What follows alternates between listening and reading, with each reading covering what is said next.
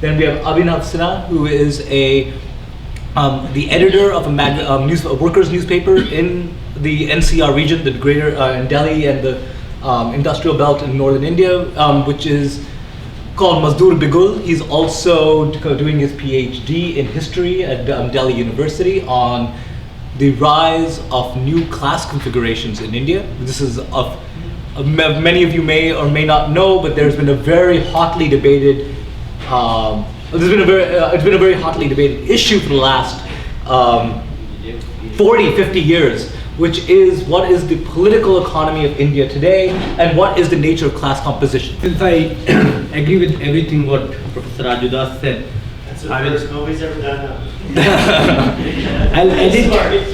I'll edit all of that from my presentation to make it shorter.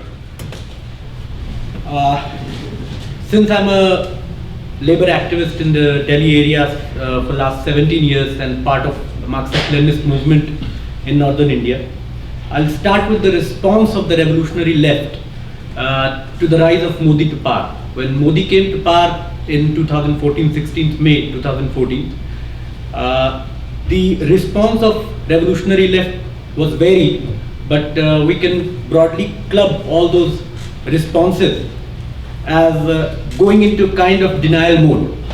For example, one section of revolutionary left claimed that Modi has not won, and for that they pointed towards the tampering with voting machines, distribution of booze and money, and different extra legal practices that the BJP implemented, applied before the elections.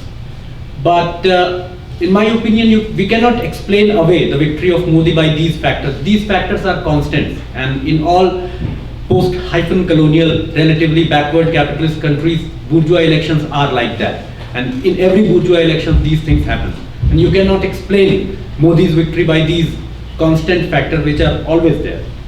Another section of left claimed that Modi's regime is actually not a fascist regime. It is some said that it is a regime like Khomeini's religious fundamentalist regime, and the basis for this denial was strict analogies drawn with the experience of Italian fascism and German Nazism, and saying that, look, we don't have concentration camp here, we don't have exceptional laws, the parliamentary democracy is still there, so it's not fascist. There was yet another section of left which claimed that India has the best secular democratic constitution in the world, and therefore these barbarians, these fascists who have risen to power, they'll be obliged to become civilized once they come to power. Though these hopes have been dashed, I mean, they have become even more barbaric. And their argument was that Ambedkar made a secular democratic constitution. It's a humanist constitution. It takes the best from the British constitution and the Swedish constitution and the American constitution, etc., etc. But the truth is that Ambedkar his capabilities were very much limited by different pressures, and that's why we have this thick constitution. I mean, because for every democratic right, you have a counter right which suspends that right. I mean, you can hit a person with Indian constitution, he definitely will be hospitalized. It's full of so many loose ends. You can make, anyone can make good of any. Indira Gandhi imposed emergency without any constitutional amendment, actually, which shows the secular democratic potential of Indian constitution.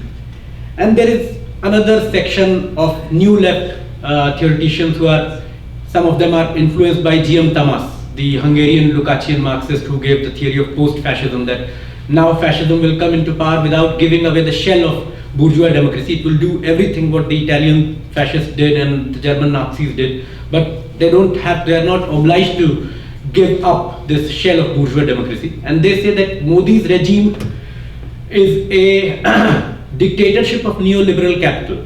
It's not a fascist regime. But if that's so, how do you differentiate between Manmohan Singh's regime and Modi's regime? Manmohan Singh's regime also was a dictatorship of neoliberal capital. In fact, it was the Congress government in 1991 which inaugurated the process of new economic policy and neoliberal globalization. So, in a nutshell, the revolutionary left failed to present any cohesive, coherent analysis of Modi's rise to power and its character. And the reason for that, in my opinion, is the failure of the revolutionary left to understand the temporal and spatial peculiarities of rise of fascism, especially in the present times, which in my opinion is related to the change in the modus operandi of capital since the 1970s. I mean, the economic crisis was the fundamental contradiction, not the principal contradiction, but the fundamental contradiction which led to fascist and Nazi rise in the 20th century, and also rise of various quasi-fascist regimes in Hungary, for example, Horthy regime, Salazar regime in Portugal. Franco regime was also a quasi-fascist regime, but it did not lead to rise of fascism in all countries. That's why I'm saying it's a fundamental contradiction. It doesn't represent the condensation of various contradiction which leads to fascism, but the fundamental contradiction beyond doubt is economic crisis. And there has been a change in the nature of economic crisis, imperialist crisis, after the especially 1973 collapse of dollar gold standard. And the crisis that we are witnessing today is not a periodic crisis. I mean, the classical Marxist theory of crisis was that it is preceded and followed by high growth rates in the real productive economy.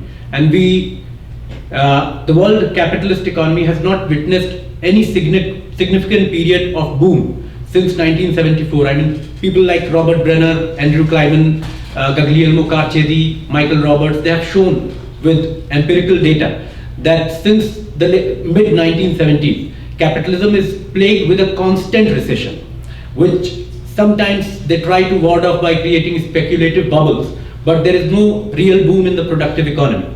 So the element of suddenness and contingency in the occurrence of crisis is no more. I mean, before the Second World War, all the crises that capitalist world witnessed, there was an element of contingency, not as opposed to causality, obviously, but there was an element of suddenness. I mean, like you were going down the road and a tree fell on you. And the same thing characterized the fascist rise in the early 20th century. I mean, the fascist and Nazi party came to power within 10 to 15 years of their formation. And this is not the case with present fascism. Like economic crisis, fascist rise also has become a permanent feature of late capitalist society in the age of neoliberal globalization. It's not characterized by a cataclysmic rise and a cataclysmic fall. And it is characterized more by a long gestation period, a long war of positions, and then moving to a spectacular war of movement. It is characterized by what we can see, what we can call an activity of convulsion, paroxysmal activity. And with every convulsion of fascistic rise, I mean, the marginal communities, the democratic forces, the left forces, they become even more vulnerable. So it has a long gestation period rather than a cataclysmic rise. And these peculiarities, in my opinion, we are obliged to understand, because it is not a merely academic exercise, and it has immense significance for devising anti-fascist proletarian strategy in present times. The long gestation period of rise of fascism in countries like India, for example, has allowed the fascist forces to effect a kind of a molecular permeation, to borrow from Gramsci. I mean, they have established their political hegemony through a long process of molecular permeation. And it also brings me to this point of the spatial peculiarities of fascism. And fascism comes to power with ferocious force in countries where capitalism developed and became the dominant mode of production without a democratic revolution. For example, in India, capitalism is the dominant mode of production today, and there was no democratic revolution in India. So what Marx said for Germany can be applied to India in a different sense. Marx said that we are not suffering so much from the development of capitalism in Germany as the absence or lack of a proper capitalist development in Germany. So what he meant that all the negatives of pre-capitalist primordialism, patriarchal values, Brahminical values are combined with capitalist development, which creates a certain kind of post-colonial, a particular kind of post-colonial modernity. Some people in India are saying that the project of modernity is not complete. I say that project of modernity in India will never be completed. We already have a peculiar kind of post-colonial modernity. So, for example, in India, the trajectory of development of fascism demonstrates these peculiar and spatial peculiarities. I mean, Hindutva ideology began to be formed in the second decade of 20th century. And the reason for that was that before Gandhi, Tilak was the high figure of Indian national movement. And Tilak, on the one hand, represented this revivalist tendency within the national movement. He was not pro-British, but he, in a way, represented this construction of what Romila Thapar calls syndicate Hinduism. I mean, a kind of Semitization of Hinduism, because Hinduism is not, it's very heterogeneous and it's not monotheistic from North India to South India and from West India to Northeastern India. I mean, the traditions of Hinduism change completely. So the project which was started by Tilak by establishing Ganesh Puja and celebrating the Guru of Guru Ramdas, who was Guru of Shivaji, and celebration of Shivaji as the crusader, Hindu crusader against Muslim atrocities. This started the building of Hindutva ideology. And when after Lucknow Congress in 1916, Gandhi came at the helm of the affairs in Congress, and he merged the modernist tradition and the revivalist tradition of nationalism into one. It fused into one in Gandhi. The Brahminical landlord forces, which were in the dominant position in the national movement, they were peripheralized, and that's how they came out of the Congress-led national movement, and they formed Hindu Mahasabha in, I think, 1916 or 1917, and later RSS in 1925. So there was a limited source of reaction present in India in the colonial period, which was sufficient for construction of a Hindutva fascist ideology, and this construction was spread over 3-4 decades. I mean, first Tilak in a limited way, but in a more complete sense, Munje, Hedgewar, and then Golwalkar. And Savarkar, most importantly. Savarkar was an atheist. He was an atheist. He said that there is a big difference between Hindutva and Hinduism. So he constructed this geopolitical construction of Hinduism. It should be credited to Savarkar. He said that the land between Sapt Sindhu and Arabian Sea is the land which is the Punya Bhumi and Pitra Bhumi, holy land and fatherland of all Hindus, and it had nothing to do with religion. So anyhow, this limited source of reaction was sufficient for construction of a Hindutva fascist ideology on the one hand, and beginning of a creation of a cadre-based fascist party, RSS. But it failed to develop a large social base, because fascism is not just any bourgeois reaction, it's a particular bourgeois reaction characterized by two things in my opinion. One, a reactionary mass movement, a mystical upheaval of the petty bourgeoisie, and secondly, it is led by a cadre-based party. This cadre-based party came into existence, but not a mass movement, reactionary mass movement of the petty bourgeoisie, because India was still a colonial country, and the bulk of petty bourgeoisie was more inclined and drifted towards the national movement. So there was we can say that from 1910s to 1980, it's the period which I said it's a long gestation period, a long incubation period, which allowed the Hindutva forces to permeate at the level of molecules in Indian political molecular level. And we can then divide this long period in different sections. For example, from 1910s to 1947, it was the period of building of a fascist ideology, a cadre-based organization, and penetration of Hindutva fascist ideology into sections of upper caste landlords, a section of small traders, small petty producers, and urban middle class, but very limited. And the reason for drift of these sections of these classes towards Hindutva ideology were multiple. One was, as I said, peripheralization of Brahminical leadership in the national movement. Second was rise of working class movement. India was witnessing in the 1920s first militant working class movement. First All India Trade Union, which was ATEP, All India Trade Union Congress. And also rise of communism in India in the 1920s. Communist Party was formed. I mean, declaration was made in 1920 in Tashkent, but the first All India Conference was held in 1925 in Kanpur. So these things, appeared as a threat to certain sections of petty bourgeoisie, and those sections were drifted towards fascist reaction. From 1950 to 1980, it was a period of institution building and deep infiltration into state apparatus, a planned infiltration into state apparatus, bodies of, armed forces, police, bureaucracy, and it was supported by social democracy in particular, Indian peculiar kind of social democracy as represented by Jayaprakash Narayan, JP movement, which for the first time brought RSS back into the mainstream of Indian politics, which was banned until then because the charge of assassination of Gandhi. But JP and before that Lohia brought back RSS into the mainstream of Indian politics.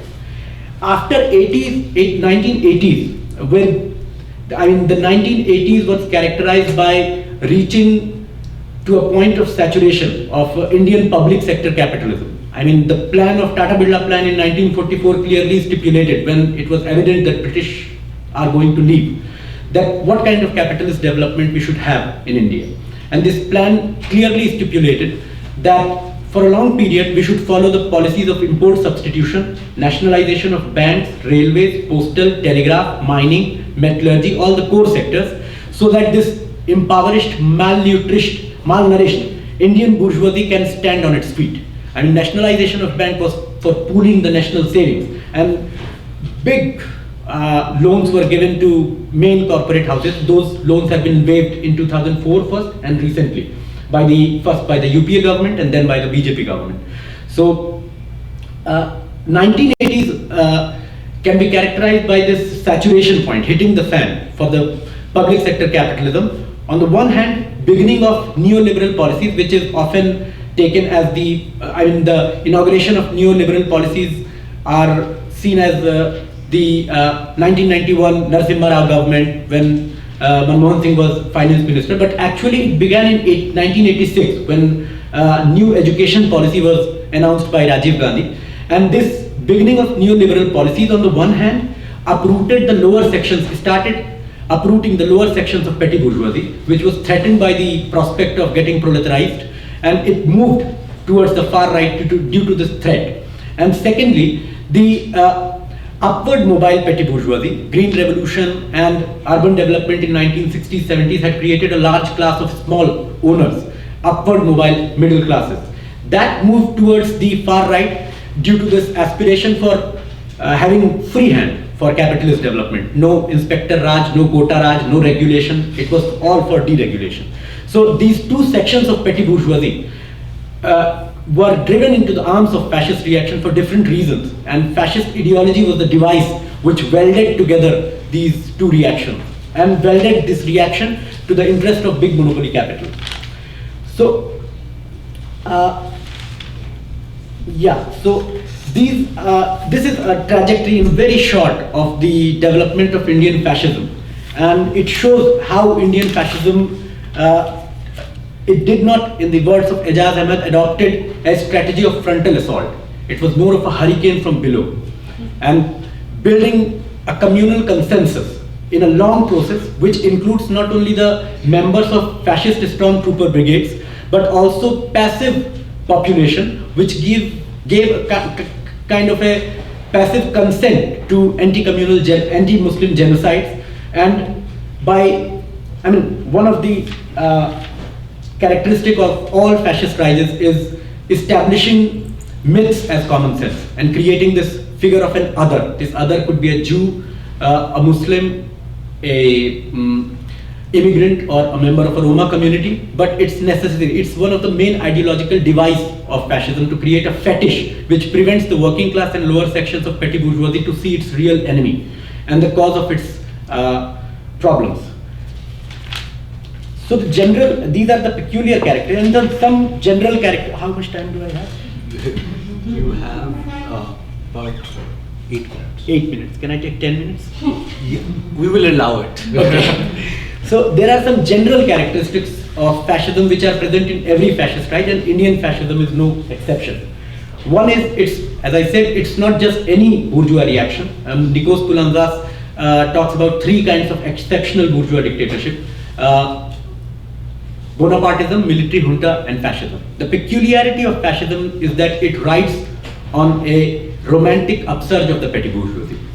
This is the most important factor that must be understood, in my opinion, to devise any anti-fascist strategy. The second is it serves the interest of big monopoly, and as Pulanza said, the historical function of fascism is to weld together this mystical upheaval of petty bourgeoisie with the interest of big monopoly capital. Third, as I said, is economic crisis, which disables the capitalist state to perform its four basic functions. One, organizing the collective class interests of bourgeoisie and packaging its collective class interests as national interest. Second is disorganizing the working class by reproducing it as bourgeois subjects, atomized individuals, members of a nation, not a class. Third important characteristic is, I think, to regulate the relationship between labor and capital, because state and bourgeois party are the vanguard of the bourgeoisie, and every class needs a vanguard to rule. Proletariat needs a vanguard to rule. So if it doesn't regulate the relationship between labor and power, there will be a constant and a state of a constant permanent crisis, and it must be avoided. Now, crisis disables the bourgeois state from performing these hegemonic functions, because crisis creates a situation where the cooperation from the bourgeoisie, big bourgeoisie, is no more there, and there is no availability of a healthy surplus to finance these mechanisms. So economic crisis is a third general characteristic. Fourth, everywhere fascism comes to power through a combination of street violence, deep infiltration into the state apparatus, and conscious, subconscious, or unconscious connivance of centrist right, and even social democratic leaders. That happened in India. Actually, the lock of Babri Masjid, Ram Mandir within the Babri Masjid was opened by Rajiv Gandhi government, not BJP government, which gave a fillip, huge impetus to Hindutva Ram Janmabhoomi movement in India. The fifth, as I said, fascism comes to power with particular ferocity in countries where there is no bourgeois revolution, and capitalism comes to power without a revolution. It is possible, as Barrington Moore Jr., Lukács, and even Marx and Lenin have shown. Sixth is that fascist rise is always based on creation of an imaginary enemy, creation of this figure of other. And seventh important general characteristic is that this figure and image of this imaginary enemy is quickly enlarged to encompass all kinds of political opposition. For example, in the process of building this imaginary enemy, the fascist leadership becomes the sole spokesperson for the majority community, communal or racial, whatever. And this leads to a situation where, for example, in India, whoever opposes Modi automatically becomes anti-Hindu. So this expansion of the enemy figure. Eighth important thing is everywhere fascism rests on pathological forms of ultranationalism, as Professor Rajudas has rightly pointed out. And the creation of a purely ideological community of a Hindu nation, Ram Rajya, which was never there, but it becomes a important rallying point for fascist mobilization. And obviously the last is rampant attacks on workers' rights, democratic rights, women, Dalits, and all the marginal communities. So I'll come to the possible strategy today, skipping some things. We can cover that in maybe interactive session. The point which we need to understand that, as Walter Benjamin once said, that revolutionary ideology performs a redemptive activity. I mean, the revolutionary forces review and sum up their historical experiences, refine those lessons, and implement new experiments on a higher level. Even fascist ideology does that. And the failure to understand this fact leads to failure to understand on the part of the left the peculiarity of present fascist right. In my opinion,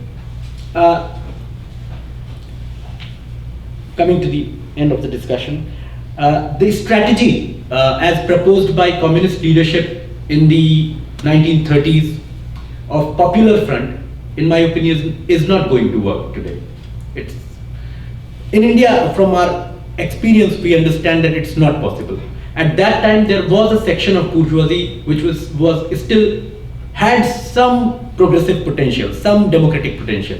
Right now, who are we going to ally with as far as secular democratic bourgeoisie is concerned? Mamata Banerjee, Lalu Prasad Yadav, Mulayam Singh, Sonia Gandhi? I don't think so. Any popular front won't need an enemy. Such a popular front will implode. Secondly, what Comintern was thinking in 1920 seems to be a more practical plan for anti-fascist resistance, which is united front of the working class in a new way, not like the 1920s, in a new way. That's one point which I'm open to discuss after we are finished.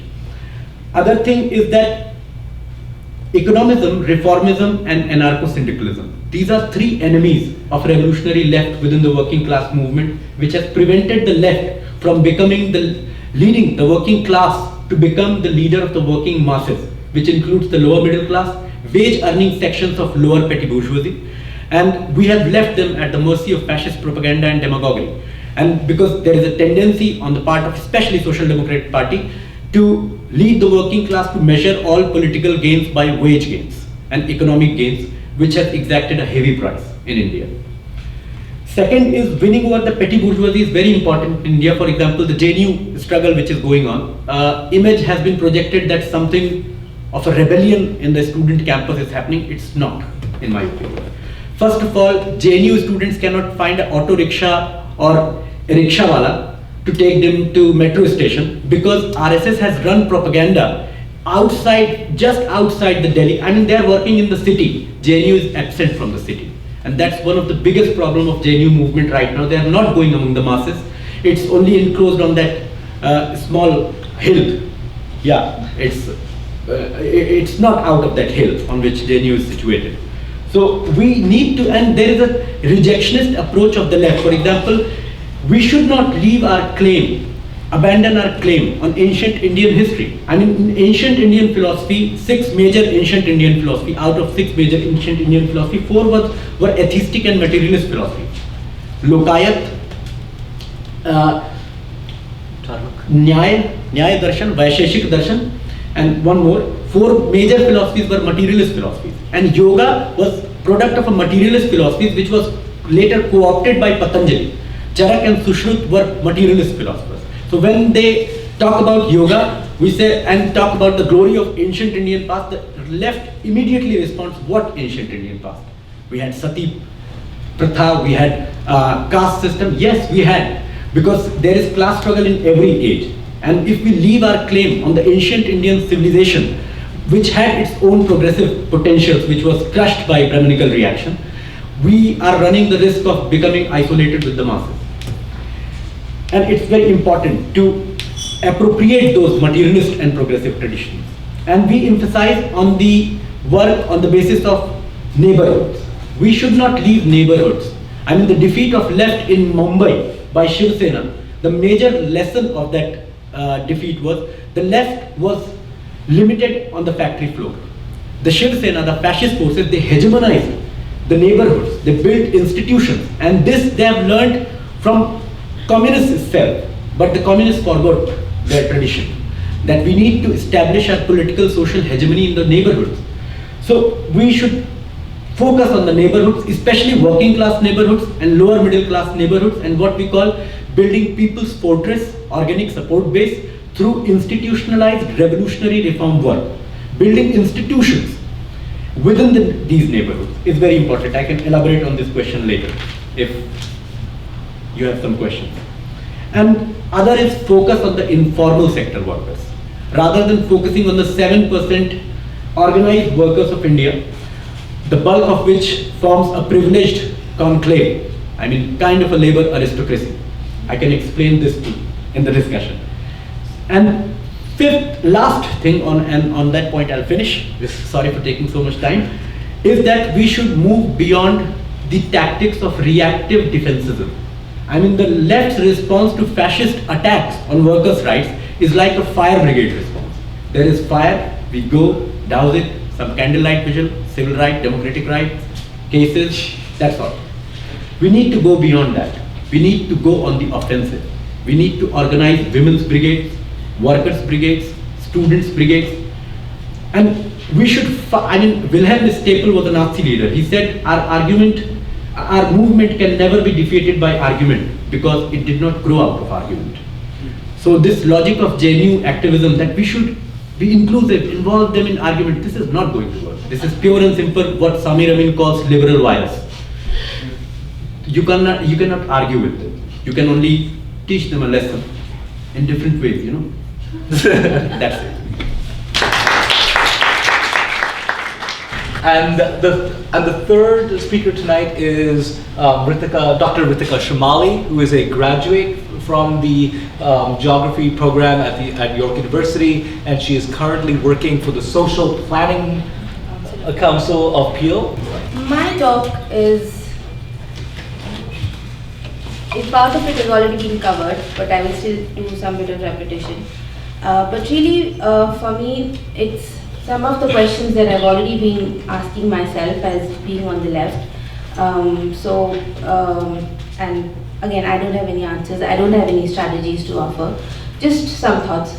So the idea that initially Dhruv had proposed was about BJP and the crisis of liberal democracy in India, the extreme rights and the Indian working class. And he said I should try and link it up with my doctoral dissertation. And my doctoral dissertation was not about far right really. So then I started sort of thinking through things, and this particular talk is more of a rhetorical question really, that did India ever have true liberal democracy ever? And I'm not going to try and defend BJP and its politics, even though I'm wearing saffron right now. What BJP and its bhakts have been doing since they've come to power to spread their Hindutva logic of one nation, anti-Dalit sentiments, the brutal blows to the otherwise already slowly dying academic institutions in India, non-acceptance for dissenting voices is clearly an indication that all that India stands for and once was known for being the largest democracy in the world is now under severe crisis more than ever. So that's all out there, and I stand by it. In this forum, I will make two assertions. One, that the Indian state has always been a bourgeois state formation, ignoring the minority rights, plight of the rural peasants and the state of the working class. And second, when it comes to economic policies, there is little difference between Congress, BJP and the Communist Party of India for that matter.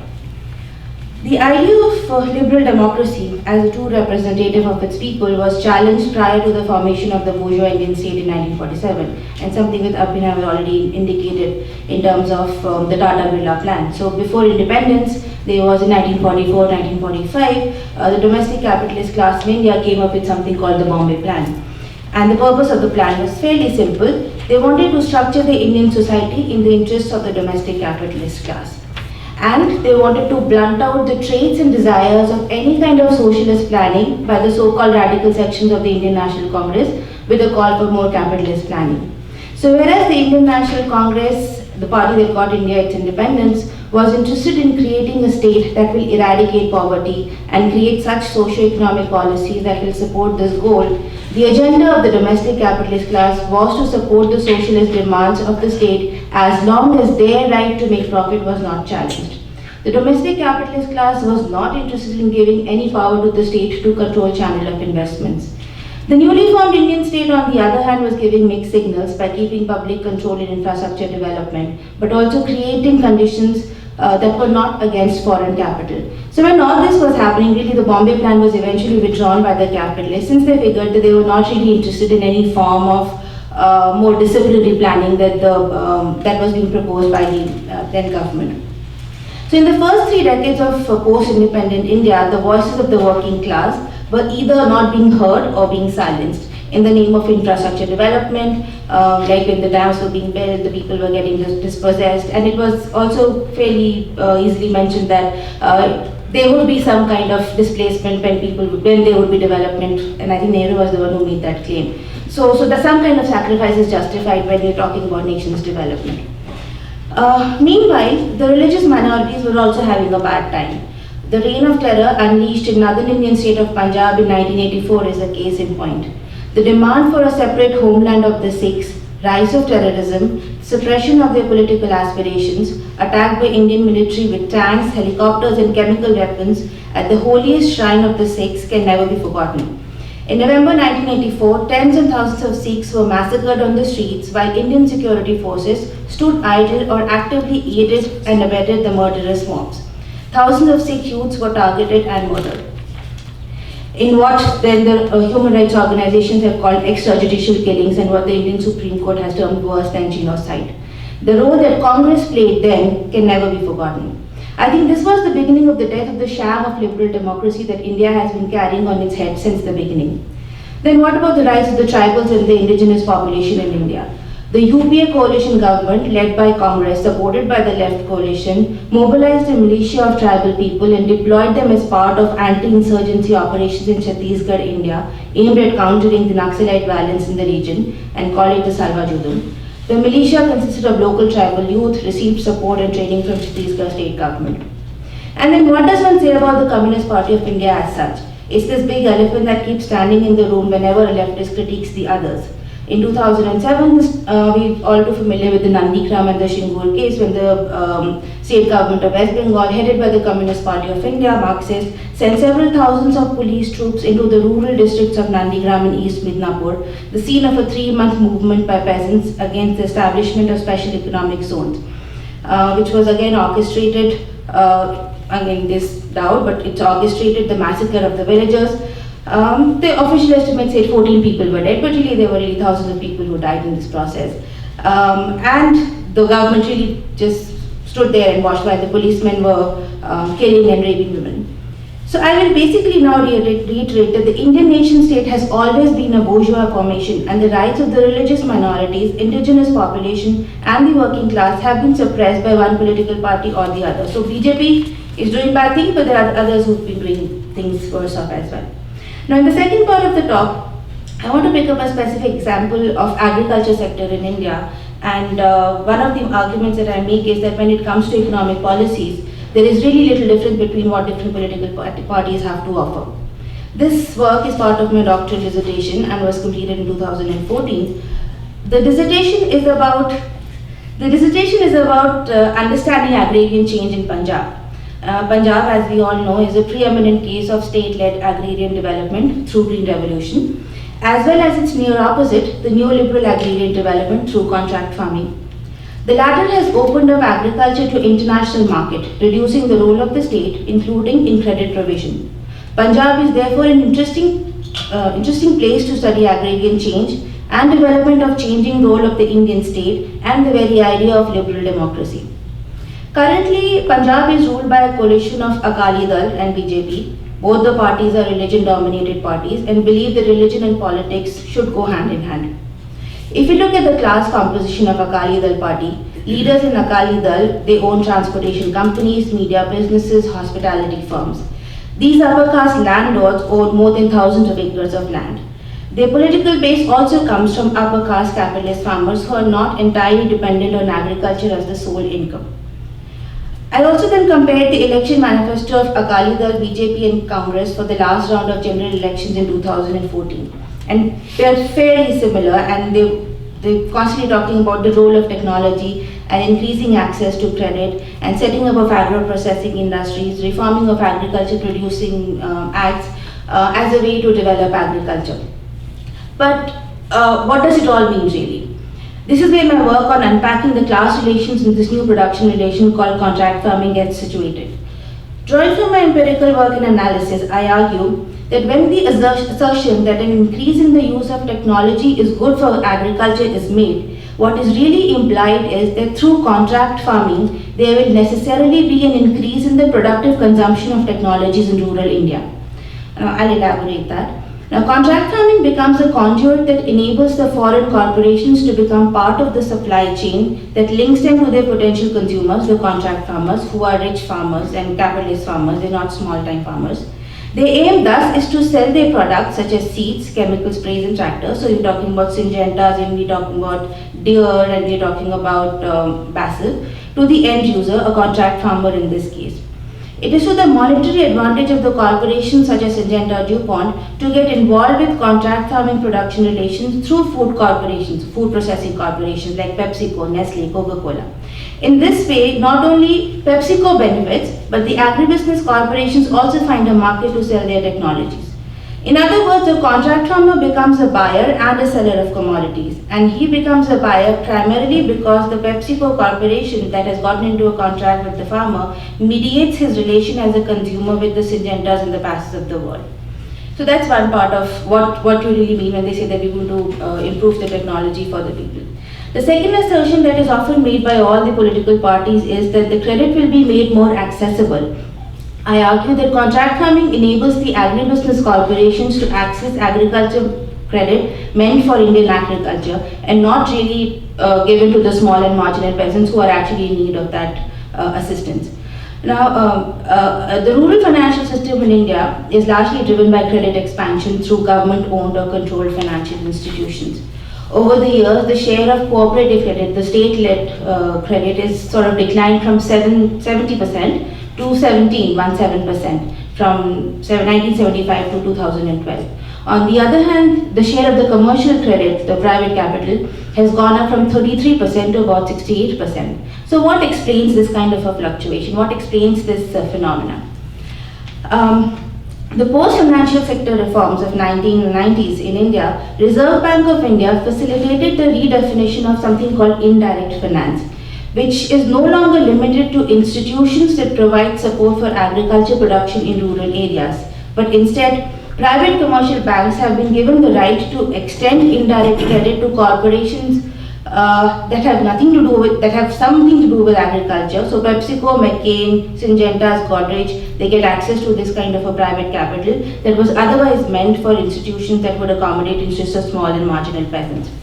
So facilitating access to credit by Indian state for understanding contract farming operations has contributed towards the slowly growing popularity of contract farming amidst capitalist peasants in India. So what's the problem with this? Everybody seems to be happy right now. We say the farmers, because farmers become a more generic category, so farmers are happy, the capitalist corporations are happy. So what is the problem?